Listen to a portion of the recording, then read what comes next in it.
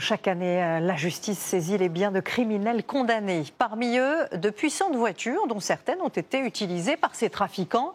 Des véhicules qui sont ensuite vendus aux enchères. L'occasion, vous allez le voir, pour les amateurs d'avoir à prix cassé des modèles de luxe.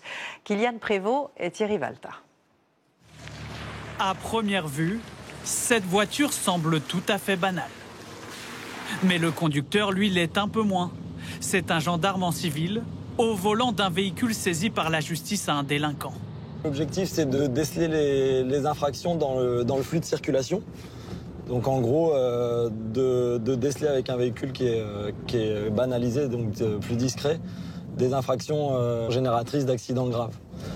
Et justement, au bout de quelques minutes à bord de son véhicule discret, le gendarme repère un chauffeur poids lourd en train de téléphoner. Il déclenche l'intervention de ses collègues à moto. Le grumier qui va arriver au niveau du rond-point, le grumier avec la cabine blanche et rouge, il a les oreillettes.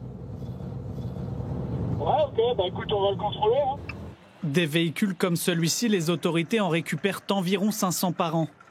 Des 4x4, des bolides puissants ou encore des quads rejoignent gratuitement les flottes de la gendarmerie et de la police. On peut les utiliser dans différentes missions, que ce soit sur terrain accidenté, que ce soit sur les autoroutes, que ce soit dans des petites communes. Le tout, c'est de passer inaperçu, d'être discret. Mais une fois sur deux, l'État saisit aussi des voitures un peu trop tape à l'œil. Une Rolls-Royce, la semaine dernière, à 300 000 €. Ce 4x4, ou encore cette Lamborghini. Des modèles que l'État préfère vendre. En voilà d'autres filmés dans un garage sécurisé d'Île-de-France. Leurs anciens propriétaires sont accusés d'escroquerie et de blanchiment. Nous retrouvons ces mêmes voitures aux enchères 2 jours plus tard. Une occasion rêvée pour les passionnés d'automobile comme Jean-François. Plutôt petite voiture de sport, pas très chère.